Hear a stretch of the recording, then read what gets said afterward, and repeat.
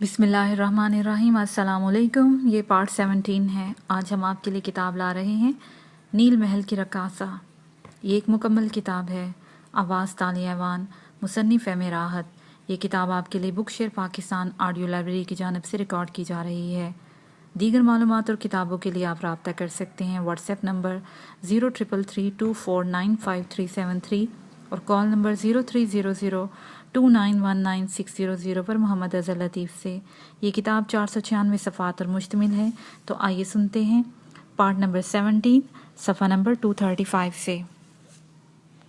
جب میں نے بستی کے سفید لوگوں کو چھپ چھپ کر یہاں پہاڑوں میں آ کر ایک دوسرے کے ساتھ محبت کے بول کہتے سنا، تب میرے بھی دل میں امنگیں جاگی ابونا، اور اس وقت سے مجھے ایک ایسے ساتھی کی ضرورت محسوس ہوئی جو میری ان تنہائیوں کو دور کر دے۔ میں نے تمہیں اس جھیل میں نہاتے ہوئے دیکھا۔ چاندنی ویسی ہی رچی ہوئی اپنے محبوب کے ساتھ اٹکیلیاں کر رہی تھی اور تم اس میں پانی میں نہا رہے تھے، تو ابونا میں خود کو نہ روک سکی اور میں تمہارے پاس پہنچ گئی۔ وہ تھوڑی کھسکی اور اس نے میری آغوش میں سر رکھ دیا۔ تب میں نے محسوس کیا ابونا کہ چاندنی رات کے ساتھی تو تم بھی ہو سکتے ہو۔ بولو، کیا میں نے غلط محسوس کیا؟ اس نے سوال کیا، اور میرے بدن میں سنسنی اور گہری ہوگی۔ جنگل کے ویران ماحول میں ملنے والی جل پری عورت کا رخ اختیار کر رہی تھی۔ اس روم میں مجھے سومی اس سے پہلے روشناس کرا چکی تھی، حالانکہ اس سے قبل زندگی نہایت خوش گزری تھی، لیکن سومی کا قرب مجھے جنگل کے اس ماحول کا حسین روپ بتا چکا تھا، اور اب اس حسین روپ سے میں اچھی طرح واقف تھا، اور یہی روپ اس وقت گلوریا کی آنکھوں میں جوانی بن چکا تھا۔ چاندنی اس کے چہرے پر سمٹ آئی تھی۔ اسے جس انداز میں میری آغوش میں سر رکھا تھا، اس میں خود سپردگی کا احساس تھا، اور اس کے بعد کسی مرد کے لیے بڑی مشکل ہوتی ہے کہ اس خود سپردگی کو ٹھکرا دے۔ اور اس کے بعد نہ میں نے کچھ کیا اور نہ اس نے، اور چاندنی ہمارے گرد احاطہ کیے ہوئے تھی۔ گلوریا میری آغوش میں سما گئی تھی، اور اس کی وہ طلب مٹ گئی تھی کہ جسم کا احساس ختم ہو گیا تھا، اور ہم دونوں ساری دنیا کو بھول گئے تھے۔ دور سے رچی کی آوازیں آ رہی تھیں، شاید وہ ہمیں رات کے گزرنے کا احساس دلا رہا تھا، یا پھر ہمیں دیکھ کر خود اس کے جذبات ابھر رہے تھے۔ پوری رات بہتی رہی۔ چاند ہمارے اوپر بادلوں کے چھوٹے چھوٹے سائے ڈالتا اور گزرتا رہا، اور پھر نہ جانے ان میں سے ایک سایہ کہاں سے میری آنکھوں میں رینگ آیا، اور چاندنی مدھم پڑ گئی۔ میں سو گیا تھا، حالانکہ اس رات سونا جنگلوں کے اس حسن کی توہین تھی، لیکن نہ جانے کیوں یہ چاندنی کا سایہ میری آنکھوں میں گھس آیا، اور پھر یہ کمبخت سایہ اس وقت چھٹا جب سورج کی کرنوں نے میرے حواس درست کرنے کی کوشش کی تھی۔ رات کا حسین تصور، گلوریا کے بدن کی مہک، چاندنی کا کھیت میرے ذہن میں ایک خوشگوار تاثر لے کر جاگا تھا، اور میں نے کروٹ بدل کر گلوریا کو اپنی آغوش میں سمیٹنے کی کوشش کی۔ اب تو تکلف کی کوئی دیوار ہمارے درمیان نہیں تھی، لیکن وہ میرے دونوں سمت نہیں تھی۔ تب میں نے سورج کی کرنوں کی تڑپ میں پانی میں ایک کمل کو تیرتے دیکھا، جس کے بالوں میں لگے پھول پانی پر بہہ رہے تھے، اور اس کا چندن سا بدن پانی میں آگ لگا رہا تھا۔ اس منظر کو جیتا جاتا دیکھنے کے لیے میں نے آنکھیں کھول دی اور گردن اٹھا کے اس کی طرف دیکھا جدھر جھیل تھی، لیکن شاید غلط ہو گیا، سوتے میں رخ بدل گیا تھا۔ تب میں نے دوسری طرف دیکھا، لیکن جھیل اس طرح بھی نہیں تھی، کچھ بھی نہیں تھا، البتہ میں ٹیلے کی اس چٹان پر موجود تھا۔ ایک دم سے یوں لگا جیسے کوئی چیز سینے سے نکل گئی ہو، اور ایک الجھن کا احساس ہوا۔ خواب؟ میں نے ڈوبتے دل سے کہا، کیا میں خواب دیکھ رہا تھا؟ لیکن یہ جاگتے کی حالت میں ممکن تھا، جب کہ میں خود کو پاگل تصور کرتا۔ سامنے ہی درختوں کے جھنڈ موجود تھے۔ صرف ایک چیز جو میں نے عالم حال خواب میں دیکھی تھی، گلوریا درختوں کے درمیان چلی گئی تھی، لیکن جھیل کہاں گئی؟ لیکن جھیل کہاں غائب ہو گئی تھی، جبکہ سارا کھیل ہی جھیل کے کنارے سے شروع ہوا تھا؟ نہیں نہیں، ناممکن۔ کون سی چیز کو میں خواب سمجھوں؟ سب کچھ تو خواب نہیں ہو سکتا۔ میں پہلے پیاسا تھا، لیکن اب میرے لبوں کو تشنگی کا احساس تک نہیں تھا۔ میں بھوکا تھا، لیکن اب میں پیٹ بھرا ہوا تھا، اور سب سے بڑی چیز گلوریا کے بدن کی خوشبو تھی، جو ابھی بھی میرے پورے بدن سے اٹھ رہی تھی۔ یہ طلسم تھا، سب کچھ وہی تھا، لیکن اور پھر میں اچھل پڑا۔ مجھے جھونپڑی کا خیال آیا جو ان درختوں کے درمیان تھی۔ آخری تلاش کے لیے میں اس طرف چل پڑا۔ گو مجھے شیروں کا جوڑا بھی یاد تھا، لیکن گلوریا کی محبت میرے دل میں کچھ اس طرح سے موجزن ہوئی تھی کہ میں سب کچھ بھول گیا تھا، اور دوڑتا ہوا درختوں کے درمیان پہنچ گیا۔ لیکن درختوں کے درمیان میں نہ تو وہ میدان تھا اور نہ وہ جھونپڑی۔ میں سر پکڑ کر بیٹھ گیا۔ دل کی عجیب سی کیفیت ہو گئی تھی۔ گلوریا یاد آ رہی تھی۔ اس کے ساتھ گزرے ہوئے لمحات بے حد عجیب تھے۔ چاندنی رات کا منظر اس طرح ذہن پر طاری ہوا تھا کہ بھولے نہ بھول رہا تھا۔ دفتر میری نگاہ ایک طرف اٹھ گئی اور پھر ذہن کو ایک بیزاری کا سا احساس ہوا۔ میری محافظ بلی تھوڑے ہی فاصلے پر ایک درخت کے نیچے نزدیک کھڑی مجھے گھور رہی تھی، اور اسی وقت میرے ذہن میں ایک اور خیال آیا۔ گلوریا کا سحر اب ٹوٹنا چاہیے۔ جو کچھ تھا وہ ایک طلسم تھا۔ اگر وہ خواب ہوتا تو اس طرح ذہن پر مسلط نہ ہوتا، اور خواب کا احساس بھی ہوتا، لیکن یہ خواب نہیں، طلسم تھا۔ میرے ذہن پر خوف کا شائبہ بھی تھا۔ تب میں محافظ بلی سے مخاطب ہوا، گرینی، اور بلی اس طرح میری متوجہ ہوگی جیسے اپنا نام پہچانتی ہو۔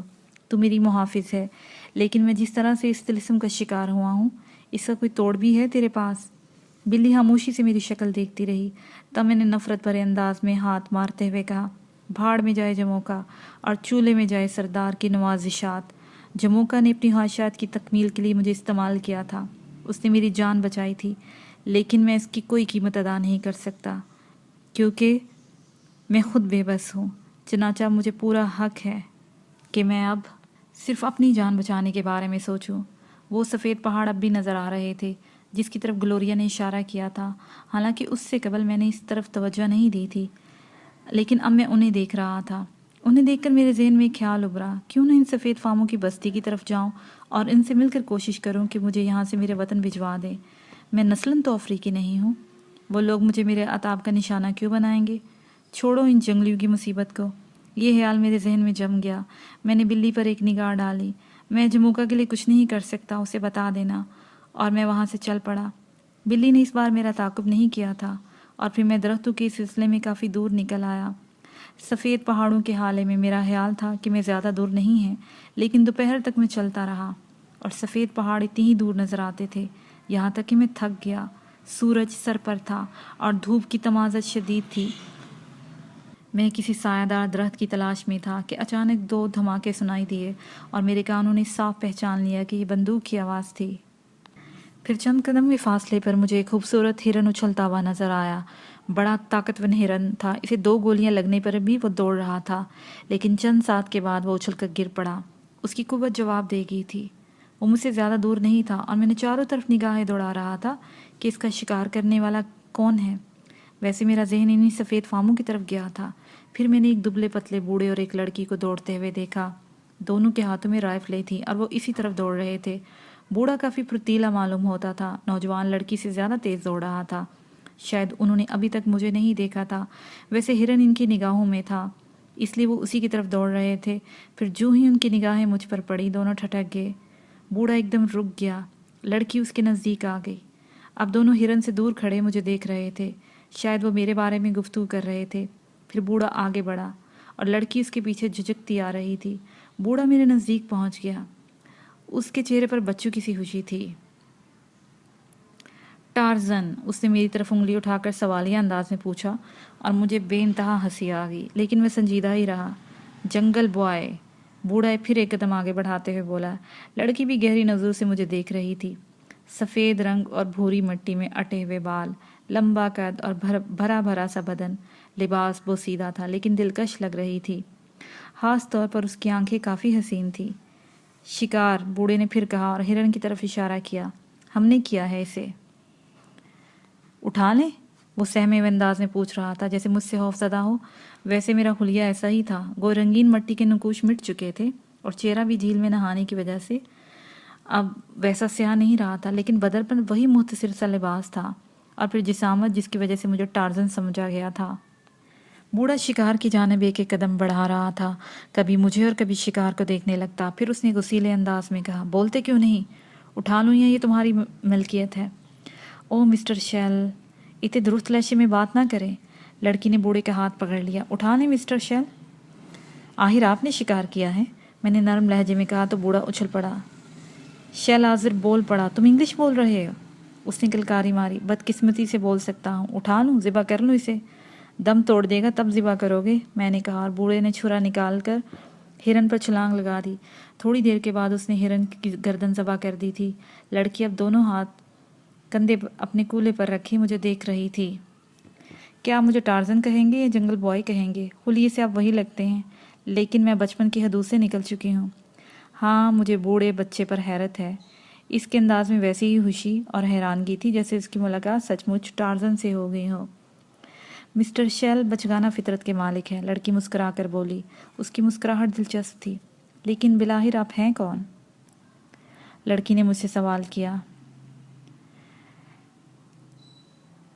आप अफ्रीकी तो नहीं मालूम होते, लेकिन आप मगरिब से भी ताल्लुक़ नहीं रखते। आपका ख्याल बिल्कुल दुरुस्त है। तब फिर उसने सवालिया अंदाज में कहा, मेरा ताल्लुक़ एशिया से है। यही मेरा अंदाज़ा था, वो मुस्कुरा कर बोली। लेकिन एशिया के कौन से मुल्क से? उसने सवाल किया। मैंने अपने वतन का नाम बता दी।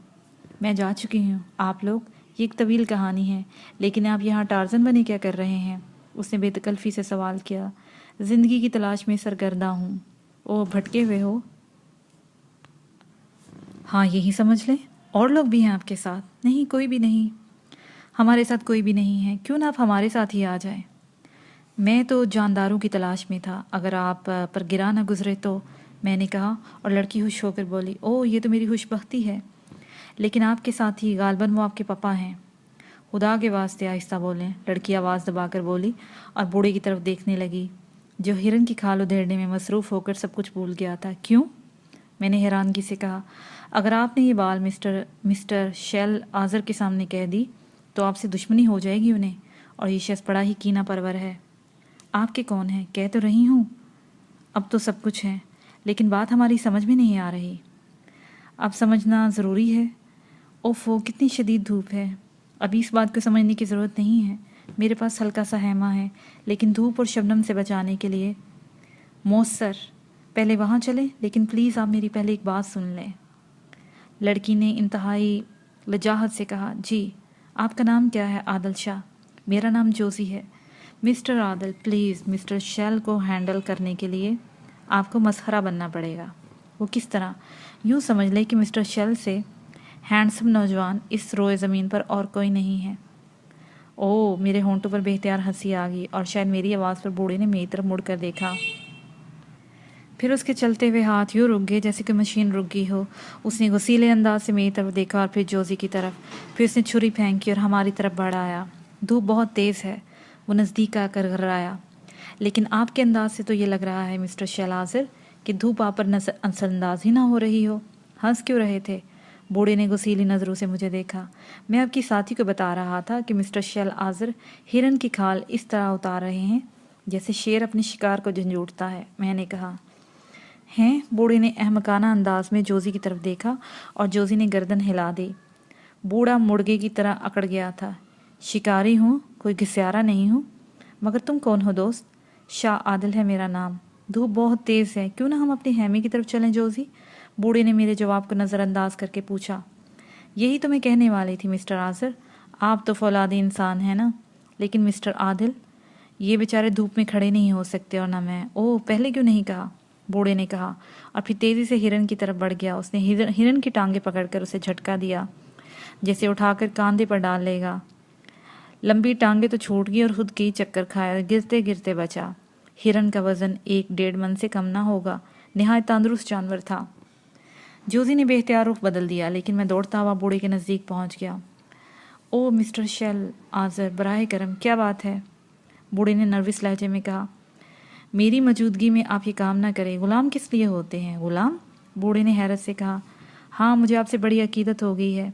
बराए करम मुझे ये खिदमत अंजाम देने दे। मैंने झुककर हिरन को उठाया और कांधे पर डाल लिया। शर्मिंदा कर रहे हो? चलो ठीक है, तुम्हारी यही मर्जी है तो ठीक है, आओ जोजी। हम तीनों चल पड़े और एक टीले की आड़ में प्लास्टिक का एक हैमा वहाँ नस्ब था और छाँव में था। हैमे के बाहर भी एक चट्टान ने साए कर रखा था। हैमे के करीब पहुंचकर मैंने हिरन ज़मीन पर डाल दिया। उसकी खाल उधेड़ डाली गई थी। बेउम्दा इंसान हो, बहुत मुहज़्ज़ब, लेकिन तुम्हारा लिबास, बूढ़े ने नरम अंदाज में कहा। बस यंग मैन, मैं अफ्रीका के हालात का शिकार हो गया हूँ। और लफ्ज़ यंग मैन ने बूढ़े को और खुश कर दिया। बैठो बैठो, तुमसे मिलकर बहुत खुशी हुई और मायूसी भी। ओ, मायूसी क्यों मिस्टर आज़र? एक निगाह में तुम टार्ज़न मालूम हुए थे, लेकिन टार्ज़न की बजाय तुम आदिल निकले। न जाने कपड़े कहाँ हैं? हादसात का शिकार हो गई, मैंने बेचारगी से कहा। कोई बात नहीं, हमारे पास कई लिबास पड़े हैं। जोजीन में से एक इस नौजवान को दे देना। یہ کام تو بعد میں بھی ہوتے رہیں گے مسٹر آزر، کیا ہرن کو بھوننے کا کوئی بندوبست نہیں ہوگا؟ بھوک کے مارے جان نکل رہی ہے، جوزی نے کہا۔ او ابھی ڈارلنگ ابھی، بوڑھا پھر اچھل کے بولا۔ اسے بات پر اچھلنے کی عادت تھی۔ پھر وہ باقی کال بھی اتارنے لگا۔ لڑکی ایک ٹینکی ہیمے سے نکال لائی تھی اور اس کے نیچے آگ روشن کی جانے لگی۔ میں جلاؤں مسٹر شیل؟ میں نے پوچھا۔ کہاں؟ وہ چونک کر بولا۔ بس ایسے ہی، میرا کوئی ٹھکانہ نہیں۔ کچھ اور لوگ بھی ہیں تمہارے پاس؟ کوئی نہیں ہے۔ تنہا ہو؟ جی۔ پھر کہاں جاؤ گے؟ رکو، گوشت تیار ہو رہا ہے، مل کر کھائیں گے۔ تمہاری شخصیت مجھے پسند آئی ہے، اور مسٹر آزر کی شخصیت کی بات کرتے ہیں تو یقین کریں طویل عرصے سے میں نے افریقہ میں گھوم رہا ہوں، بے شمار سیاحوں سے ملاقات ہوئی ہے، لیکن آپ جیسی شخصیت سے آج تک نہیں ملا۔ ایک نگاہ دیکھنے سے ہی لگتا ہے جیسے شیر گرج رہا ہو۔ میں نے چمچہ گیری شروع کر دی اور آزر کا چہرہ مسرت سے سرخ ہو گیا۔ ارے اب ایسا بھی نہیں ہے، بس میں خود کو چاقو چبند رکھنے کے لیے سخت محنت کی ہے۔ اندازہ ہوتا ہے، میں نے تعریفی لہجے میں کہا۔ جوزی پلیز سٹول نکال لاؤ۔ بھی کیا نام بتایا تم نے؟ عادل شاہ، میں نے جواب دیا اور جوزی کی طرف دیکھا۔ جوزی نے مسکراتے ہوئے گردن ہلا لی جیسے بہت مطمئن ہو۔ پھر وہ ہیمے میں داخل ہو کر 2 سٹول نکال لائی۔ ایک سٹول اس نے مجھے پیش کر دیا اور دوسرے پر خود بیٹھ گئی۔ آزر گوشت بھون رہا تھا۔ اس نے واقعی بڑی پھرتی سے ہرن کی کھال اتار کر اس کی آلائشیں صاف کر دی تھیں۔ تفصیلی گفتگو کھانے کے بعد کریں گے۔ شیر جس وقت بھوکا ہو اسے کچھ اچھا نہیں لگتا، بوڑھے نے کہا۔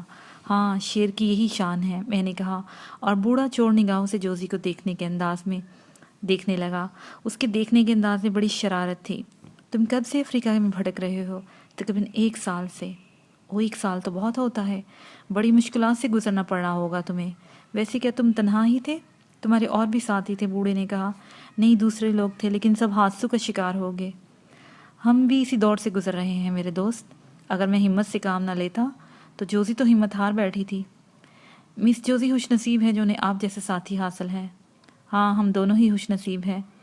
بوڑھے نے عاشقانہ انداز میں جوزی کی طرف دیکھا اور جوزی مسکرا دی۔ میں کسی حد تک تو اندازہ لگا چکا تھا، لیکن اب میرے اندازے کی تصدیق ہو گئی تھی۔ کوئی چکر تھا، شاید لڑکی کا کوئی نہیں تھا، اور اس نے اس بوڑھے کے دم کو غنیمت جانا تھا، اور اسے اس کی نفرت کے مطابق ہی اور اسے اس کی فطرت کے مطابق ہی ڈیل کر رہی تھی۔ تھوڑی دیر کے بعد گوشت تیار ہو گیا۔ اس نے گوشت کا ایک ٹکڑا کاٹا اور میں اسے دانتوں سے ادھیڑنے لگا۔ کھاؤ، عیش کرو، اس نے وحشیانہ انداز میں ہنستے ہوئے کہا، اور جوزی چھری لے کر آگے بڑھی۔ پھر اس نے گوشت کے 2 بڑے ٹکڑے کاٹے، ایک مجھے دیا اور دوسرا خود۔ میں نے اس وقت ان لوگوں کا ساتھ غنیمت جانا تھا، بڑا ہی دلچسپ جوڑا تھا، اور میری خوش قسمتی تھی کہ مجھے یہ دونوں مل گئے تھے۔ پہلے میں نے انہیں ان سفید فاموں میں سے سمجھا تھا جو پہاڑوں کے دوسری طرف آباد تھے، لیکن اب اس کی کہانی کسی حد تک سمجھ گیا تھا اور ان سے بات کر کے خوش تھا۔ بوڑھے نے گوشت کھا کر پانی پیا اور کچھ کہے بغیر اندر خیمے میں چلا گیا۔ میں باہر ہی تھا۔ جوزی اب بھی بیٹھی آہستہ آہستہ دانتوں سے گوشت نوچ رہی تھی۔ وہ کافی دیر میں فارغ ہوئی، پھر میری طرف دیکھ کر مسکرا کر بولی، سوری عادل، میں آہستہ آہستہ کھانے کی عادی ہوں، مہذب لوگوں کی مانند۔ میں نے ہنس کر کہا، او ہو، بس، میرے لیے اس کی ضرورت نہیں۔ وہ ہنس پڑی۔ کیا مطلب؟ یہ انداز اس کے لیے کافی ہے۔ میں نہیں جانتی تمہیں اپنی طبیعت پر کس قدر جبر کرنا پڑتا ہوگا، اس نے کہا۔ ارے نہیں، ویسے دلچسپ انسان ہے۔ ایسا ویسا دلچسپ؟ جوزی دانت پیس کر بولی، اور میں حیرت سے اسے دیکھنے لگا۔ آپ کچھ بیزار معلوم ہوتی ہیں۔ زندگی سے بیزار ہوں۔ کیوں؟ ارے وہ انسان ہے، گدھوں کی بدترین نسل، جوزی نے کہا، اور میں نے ایک دم سے اشارہ کیا کیونکہ اس کی آواز بلند ہو گئی تھی۔ کیا ہوا؟ وہ میرا اشارہ نہیں سمجھ سکی تھی۔ مسٹر آزر سن لیں گے، میں نے آواز دبا کر کہا۔ آؤ، جوزی اچانک اٹھ گئی، اور چونکہ اس نے مجھے بھی اٹھنے کا اشارہ کیا تھا اس لیے میں بھی پھرتی سے اٹھ گیا تھا۔ جوزی مجھے لے کر خیمے کے دروازے پر آئی اور پھر اس نے اطمینان سے خیمے کا پردہ ہٹایا۔ اندر آزر شیل اوندا پڑا ہوا تھا اور اس کے ہراٹے نشر ہو رہے تھے۔ ارے انہیں کیا ہوا؟ میں چونک کر پوچھا۔ میں نے کہا نا، وہ گدھوں کی بدترین نسل سے تعلق رکھتا ہے۔ پیٹ میں کھانا بھر جائے تو اس کے بعد سب کچھ بھول جاتا ہے۔ اگر طوفان بھی آ جائے تو بھی اسی طرح سوتا رہے گا۔ تعجب ہے، بغیر کچھ کہے سنے اندر آ گئے تھے۔ وہی وحشت کا شوق۔ مجھے سخت حیرت ہے خاتون، لیکن اب یہ سوال میرے ذہن کو اور پریشان کر رہا ہے کہ آخر آپ کا ان سے کیا تعلق ہے؟ میں نے کہا نا، بدبختی، ہم 11 افراد تھے۔ میرا باپ بچپن میں ہی مر گیا تھا، چچا نے پرورش کی۔ وہ مہم جو فطرت رکھتا تھا اور اکثر مہمات پر جاتا رہتا تھا۔ ایک دفعہ میں بھی اس کے ساتھ آ گئی تھی اور میری بدقسمتی میرے ساتھ آئی تھی۔ ہم سب ایک ایسے حصے میں داخل ہوئے جو آدم ہورو کا علاقہ تھا۔ ہمارے ساتھی تو کام آ گئے، صرف ہم بچے، وہ بھی اس طرح کہ اچانک بستی میں آگ لگ گئی تھی اور آدم ہور ہمیں چھوڑ کر بھاگ گئے تھے۔ اس وقت آذر نے میری جان بچائی تھی اور اس وقت سے میں اس کے احسان کا شکار ہوں۔ وہ بڑی ہی تعجب خیز کہانی ہے، دردناک یوں نہیں کہ میرا چچا بھی ایک مطلب پرست انسان تھا اور اسے مجھ سے صرف اس لیے دلچسپی تھی کہ وہ میرے باپ کی دولت پر عیش کر رہا تھا۔ اوہ، میں نے کہا نا، یہ کہانی دردناک نہیں ہے، صرف ایک پہلو ہے۔ جوزی نے دلچسپ انداز میں کہا۔ وہ پہلو کیا ہے؟ آپ کچھ اندازہ نہیں کر سکے مسٹر عادل؟ کس بارے میں؟ دراصل میں سمجھ نہیں سکا ہوں، میں نے اعتراف کیا۔ مسٹر شیل آذر کی عمر کیا ہوگی؟ ان کی عمر تقریباً 55 یا 60 سال ہوگی۔ میں آپ کو 120 سال کی نظر آتی ہوں؟ اوہ نہیں، میں ہنس پڑا۔ مسٹر شیل آذر مجھ سے عشق کرتے ہیں، سمجھے؟ وہ ایک سند یافتہ عاشق ہیں اور بقول ان کے وہ صرف میرے لیے زندہ ہے۔ خدا کی پناہ، کیا واقعی؟ یا تو واقعی معصوم ہیں یا پھر بن رہے ہیں۔ جوزی ناک چڑھا کر بولی۔ ان دونوں میں سے کوئی بھی بات نہیں جوزی، لیکن میں اس انداز میں سوچ بھی نہیں سکتا تھا، اسی لیے تو میں نے کہا تھا کہ آپ ان کی جوانی کے گن گا کر انہیں موم کر سکتے ہیں، اور وہ بھی میرے سامنے خود کو جوان بناتا رہتا ہے۔ خون بڑھتا ہے ان کا یہ احساس، اور ان کے لیے بڑا روح فرسا ہے کہ کوئی انہیں بوڑھا سمجھے۔ پر آپ پر کیا گزرتی ہے؟ آپ کیسے کرتی ہیں ان کے ساتھ گزارا؟ اور کیا کروں؟ اس انسان صحرا میں اسے بوڑھا کہہ کر، اس کی اوقات بتا کر بالکل تنہا رہ جاؤں؟ میں نے اسے وعدہ کیا تھا کہ یورپ واپس جا کر اس سے شادی کر لوں گی۔ خدا کی پناہ، میں نے سر پکڑ لیا۔ یقین کریں کئی بار خودکشی کے بارے میں سوچ چکی ہوں، لیکن میں ایسا نہیں کر سکی۔ یہاں سے نکل تو جاؤں تو اس کمینے کو ٹھیک کروں۔ واقعی یہ بڑا ہی دردناک پہلو ہے، میں نے کہا، اور وہ ہنس پڑا۔ آپ ہنس رہے ہیں؟ جوزی آنکھیں نکال کر بولی۔ سوری مس جوزی، لیکن کیا یہ ہنسنے کی بات نہیں ہے؟ وہ آپ سے اظہار عشق کرتا ہوا کیسا لگتا ہوگا؟ بھنگی معلوم ہوتا ہے، بالکل بیکاری کہیں کا۔ جوزی بلبلا کر بولی۔ کیسی گزارتی ہیں مس جوزی آپ اس کے ساتھ؟ رو رو کر، خدا کی قسم رو رو کر۔ ویسے وہ میرا بڑا خیال رکھتا ہے، تم نے دیکھا نہیں اس عمر میں بھی کس طرح اپنی ہڈیاں نچاتا پھرتا ہے۔ حق یہی ہے کہ بس میں اسے ایک سمارٹ نوجوان سمجھوں اور اسی انداز میں اسے پیار کروں۔ اب تم مل گئے ہو، کم از کم اس وقت تک گزارا ہو جائے گا جب تک یورپ نہ پہنچ جاؤں۔ میں نے آپ کی کہانی کو دردناک تسلیم کر لیا، میں نے کہا، اور ہنس پڑا۔ نہ ہنسو، خدا کی قسم نہ ہنسو۔ اب تو مجھے اپنے بارے میں بتاؤ۔ بالکل ایسی ہی کہانی ہے اپنی بھی، سوائے اس کہ میں کوئی عاشق ٹائپ چیز نہیں ہوں۔ میرے ساتھی بھی حادثات کا شکار ہو گئے ہیں اور میں اس جنگل میں بھٹک رہا ہوں، اور یہ حلیہ لباس وغیرہ پھٹ چکا ہے، اسی سے کام چلا رہا ہوں۔ او، لڑکی نے گردن ہلائی۔ اب کیا ارادہ ہے؟ کس بارے میں؟ یورپ چلو گے؟ ضرور چلوں گا، نہ جانے کس طرح ان وحش زدہ جنگلوں میں وقت گزارا ہے۔ تمہارے ساتھ کم از کم ایک عاشق تو تھا، یہاں تو کپڑے بھی نہیں، میں نے مسخرے پن سے کہا، اور جوزی ہنس پڑی۔ خدا کرے تمہیں بھی کوئی ایسی بڑھیا مل جائے جو دن رات جوان بن کر تمہیں نچانے کی کوشش کرے۔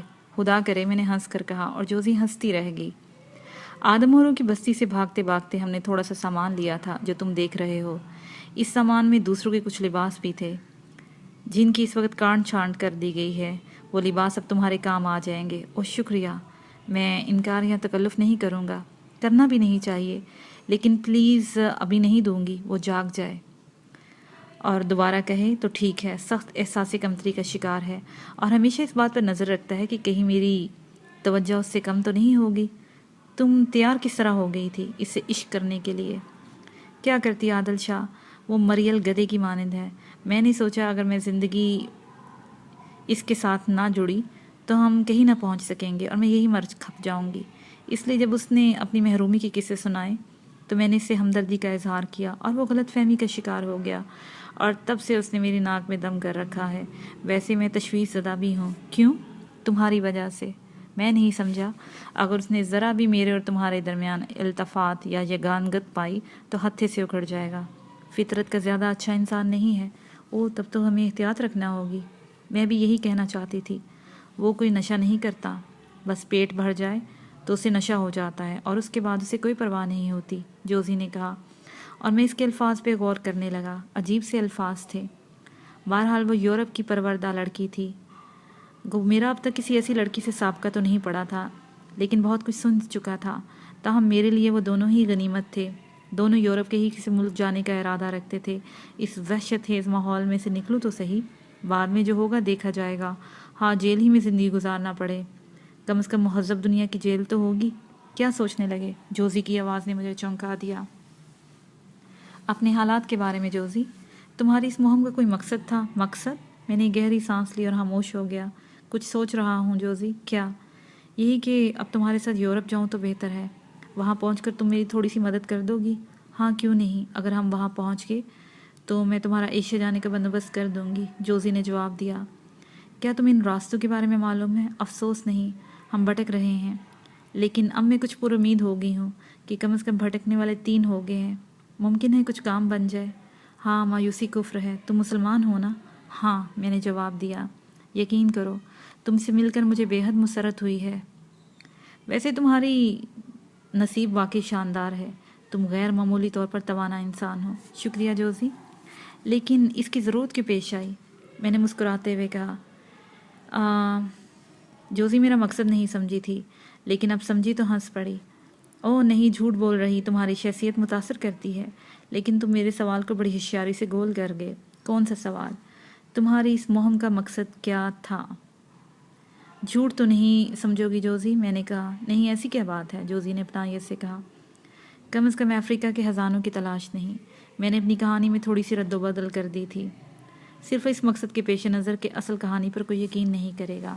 اصل کہانی؟ ہاں جوزی، اصل کہانی جو تم نے سنایا وہ اصل کہانی نہیں تھی؟ ہاں، وہ میری اصل کہانی نہیں تھی۔ بہرحال میرے لیے تمہاری شخصیت زیادہ اثر انگیز ہے۔ اگر تم خود کو چھپانا چاہتے ہو تو میں تمہیں مجبور نہیں کروں گی۔ نہیں جوزی، لیکن ممکن ہے کہ میری داستان تمہارے لیے حیران کن ہو۔ ان جنگلوں میں ایسے ایسے واقعات سے سابقہ پڑتا رہتا ہے کہ اب کوئی چیز حیران کن نہیں ہوتی، لیکن اب میں تم میں بے حد دلچسپی لے رہی ہوں۔ براہ کرم مجھے اپنے بارے میں بتاؤ۔ تم اس جوزی یوں سمجھ لیں کہ میں اپنی مرضی سے افریقہ نہیں آیا ہوں، بلکہ حالات کے بے رحم تھپیڑوں نے مجھے یہاں دھکیل دیا ہے۔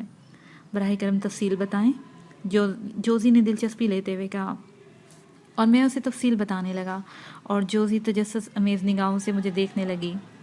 تفصیل کچھ خاص نہیں مس جوزی، بس یوں سمجھ لیں میں ایک تفریحی سفر کر رہا تھا کہ جہاز تباہ ہو گیا اور پھر سمندر کی لہریں مجھے گھسیٹ کر یہاں تک لے آئیں۔ یہاں حیرت انگیز حالات میرا انتظار کر رہے تھے۔ مجھے جس شخص نے نکالا وہ ایک بستی کا ڈاکٹر تھا۔ افریقی بستی کا؟ جوزی نے پوچھا۔ ہاں، اس ایک افریقی بستی کا۔ اچھا، تو پھر کیا ہوا؟ جوزی دلچسپی سے میری صورت دیکھتے ہوئے بولی۔ تو پھر جوزی، اس شخص نے میرے زخمی جسم کو جو جگہ جگہ سے چور چور تھا ٹھیک کر دیا۔ اس نے ٹھیک کرنے کے لیے محسوس قوتوں کا سہارا لیا اور بالآخر میں تندرست ہو گیا۔ اس نے جب مجھے یہ بتایا کہ وہ میرا انتظار کر رہا تھا تو میں حیران رہ گیا، کیونکہ ان لوگوں کے پراسرار معاملات وہی بہتر بتا سکتے ہیں۔ لیکن حالات نے یہ بات ثابت کر دی تھی کہ بلا شبہ جموں کا میرا انتظار کر رہا تھا۔ تب اس نے اس انتظار کی وجہ بتائی۔ اس نے بتایا کہ کچھ غیر ملکی لوگوں نے ان کے علاقے پر قبضہ کر کے انہیں اپنا متی بنا لیا ہے اور ان پر غلامی مسلط کر دی ہے، اور جموں کا اپنے علم کے ذریعے یہ بھی معلوم کر چکا تھا کہ ان لوگوں کو غلامی سے نکالنے کے لیے میں معاون ثابت ہوں گا۔ اسی نے مجھے اسی لیے سمندر سے نکالا تھا اور پھر اس نے مجھے اس کام کے لیے روانہ کر دیا، لیکن شاید سردار مجھ سے متفق نہیں تھا۔ اس نے کوشش کی کہ جموں کا اس سے باز آ جائے، لیکن جموں کا اپنے علم سے مطمئن تھا۔ میں ایک چھوٹی سی فوج لے کر چل پڑا، لیکن ہم غفلت میں مارے گئے۔ سفید فاموں نے حملہ کر دیا اور سردار کے تمام ساتھیوں کا وہاں ہو گیا۔ میں فرار ہو کر یہاں پہنچ گیا۔ اوہ، جوزی کا چہرہ سرخ ہو گیا تھا۔ ہاں جوزی، یہی ہے میری کہانی، ہماری کہانی سے بالکل مختلف اور پراسرار۔ سردار مجھ سے اختلاف رکھتا تھا، لیکن جموکا کی وجہ سے مجبور تھا، اس لیے اس نے مجھ سے تعاون نہیں کیا۔ میری کوئی ذاتی دلچسپی نہیں تھی۔ میں نے بھی سوچا کہ فرار حاصل کر لوں۔ یہاں تم تنہا جو رہ گئے تھے، جوزی بولی۔ ہاں جوزی، میں نے سوچا کہ میں انہیں سفید فام لوگوں سے مدد لوں اور اپنے وطن تک پہنچنے کی کوشش کروں، اور ان کے دشمن سفید فام ہیں۔ ہاں جوزی، کیا تمہیں ان کے ٹھکانے معلوم ہیں؟ پہلے معلوم نہیں تھے، لیکن اب معلوم ہو چکے ہیں۔ وہ ہم سے زیادہ دور نہیں ہیں، میں نے کہا، اور جوزی اچھل پڑی۔ کیا مطلب؟ وہ سفید پہاڑیاں دیکھ رہی ہوں، ان کے پیچھے ان لوگوں کا مسکن ہے، میں نے پہاڑیوں کی طرف اشارہ کرتے ہوئے کہا۔ وہ تم کس قدر پراسرار انسان ہو، کتنے عجیب، میں سخت حیران ہوں۔ لیکن یہ تو ہمارے لیے اور آسانی فراہم ہوگی۔ اگر وہ مغربی ممالک سے تعلق رکھتے ہیں تو ہماری ضرور مدد کریں گے اور مزید آسانیاں فراہم ہو جائیں گی۔ وہ مہمور لہجے میں بولی، کیا؟ تم نے پوچھا تھا نا کہ یہاں میری ساری ضرورتیں پوری ہو جاتی ہیں؟ ہاں، اور میں نے تمہیں اب اس کا جواب نہیں دیا تھا، اب جواب دے دو۔ میں نے اس کے انداز کو صاف محسوس کر رہا تھا۔ وہ عورت تھی اور جذبات کا شکار ہو گئی تھی۔ نہیں ابونا، کبھی کبھی تنہائی کا شدید احساس ہوتا ہے اور ایک ایسے ساتھی کی ضرورت محسوس ہوتی ہے جو ان چاندنی راتوں میں روح سے قریب ہو، اتنا قریب کہ کوئی دوری نہ رہے۔ ہاں ابونا، یہ احساس کچھ روز سے جاگے ہوئے ہے، اور اس وقت جب میں نے رچی اور اس کی محبوبہ کو چاندنی رات میں اٹکیلیاں کرتے ہوئے دیکھا، اور اسی وقت جب بستی کے سفید لوگوں کو چھپ چھپ کر پہاڑوں کی آڑ میں آ کر محبت کے بول کہتے سنا۔